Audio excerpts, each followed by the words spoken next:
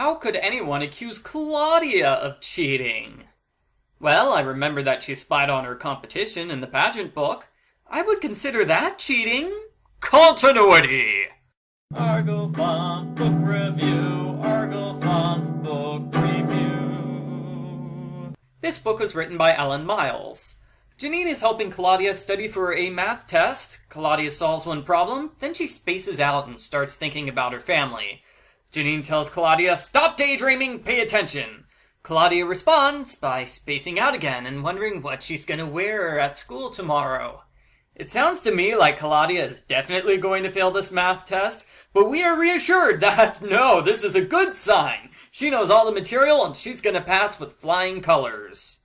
Sure enough, the test goes well, and Claudia leaves the classroom feeling confident. She gets a 94%! Hooray! But then the teacher, Mr. Zorzi, tells Claudia and Shawna to talk to him after class. He looks sternly at them, and he points out a problem they got wrong. "I think I understand what I did there, Mr. Zorzi," I said. "I should have multiplied by the reciprocal instead of dividing, right?" Mr. Zorzi says no. The problem is that they both made the exact same mistake on the exact same problem.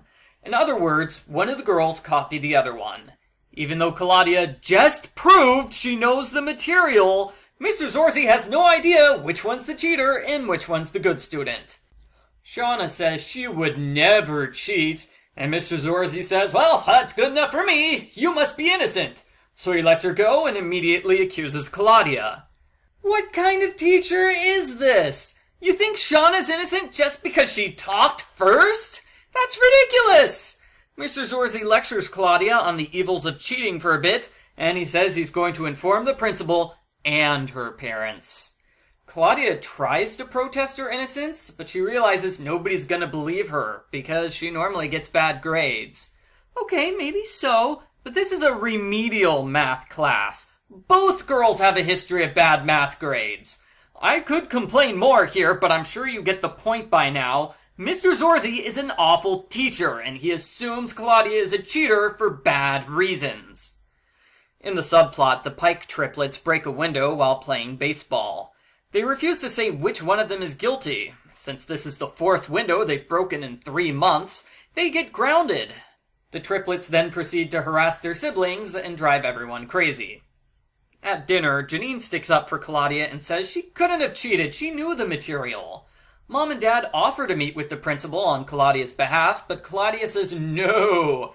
Getting adults involved would resolve the situation immediately, and we need to drag out this story for another 9 chapters. The next day, Claudia goes to the bathroom at the same time as Shawna, and wouldn't you know it, Shawna brags to her friends that she got away with cheating on the math test. Her friends ask for some more exposition on the crime, and Shawna obliges. She says she did it because she was too busy with other schoolwork, and she picked Claudia as her victim because she heard Claudia say her genius sister was tutoring her. Claudia is shocked by this revelation, and now Claudia knows for sure that Shawna cheated. Didn't you already know that, Claudia? I mean, you know you weren't the cheater, so, whatever. Claudia is worried that she'll flunk the class and get kicked out of the Babysitters Club, so she brings in the BSC members to help her. As it turns out, Dawn knows Shawna's locker combination. They break into Shawna's locker and find a note congratulating her for cheating on the test. Wow, why do Shawna and her friends love incriminating themselves so much? Claudia takes the note to show it to the principal, but she feels guilty for stealing, so she puts it back. Her friends are proud of her for doing the right thing. She might get kicked out of school for cheating now, but at least she did the right thing. The girls wonder if they can trick Shawna into confessing, like they did with Cookie Gray 2 books ago. Her name is Cookie Mason, not Cookie Gray. Continuity! This leads to a chapter where Claudia tries to trick Shawna. For example, she says variations of the word cheat 5 times in the same sentence. Then she makes a sign that says, "If you can read this, you should confess." Claudia honestly believes these plans will work. I think the chapter is supposed to be funny, but I found it to be awkward and painful. Claudia babysits for the triplets, and she decides to have them reenact the window breaking. It turns out they were playing baseball. Triplet 1 threw a wild pitch, Triplet 2 swung crazy at it, and Triplet 3 failed to catch it. The Pike parents conclude that the broken window wasn't anybody's fault, so the triplets are ungrounded and they get free ice cream. I don't really understand the logic here. The triplets are still guilty of being reckless, even if nobody broke the window deliberately. Nobody accused them of breaking the window on purpose, and it's still the fourth window they've broken in 3 months. They should still be grounded. But it doesn't really matter, because the entire thing is one of those parallel storylines. Reenacting the crime helps the triplets, so Claudia decides that will help her. She can prove her innocence by retaking the test. Only she has no idea how to do that. Really?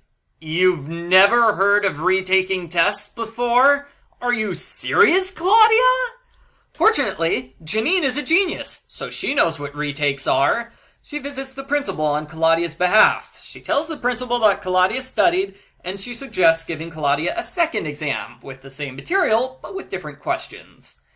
As many other reviewers have pointed out, this is an incredibly obvious solution which the math teacher should have done on his own. But if he did that, we wouldn't have gotten a mystery. Claudia gets an even better grade on the retest, proving she didn't cheat on the original exam. Maybe. The detective in me feels obligated to point out that the original test was 3 days ago, so the culprit has had more than enough time to learn all of the material in order to cover their tracks. A retest kind of proves nothing at this point. Fortunately, when Mr. Zorzi asks Shawna to take the retest, she gives a full confession. Claudia passes and Shawna fails. Janine and the babysitters give Claudia a surprise party, her parents give her a surprise cake, and Claudia is proud of herself.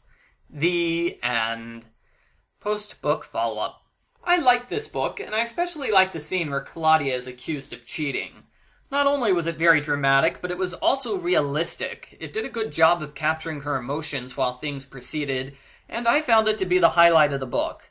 I also liked how Claudia and Janine interacted with each other. It's nice seeing the sisters get along. I have to wonder, though, does this book really count as a mystery?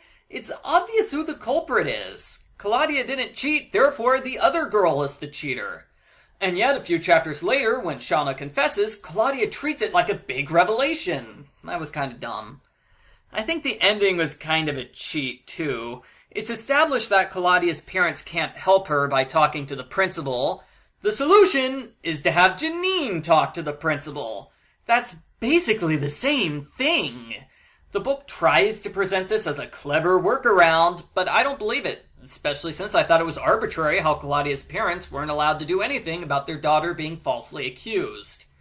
Overall, this is a good book, or at least it's much better than Claudia's last mystery, Am I Adopted?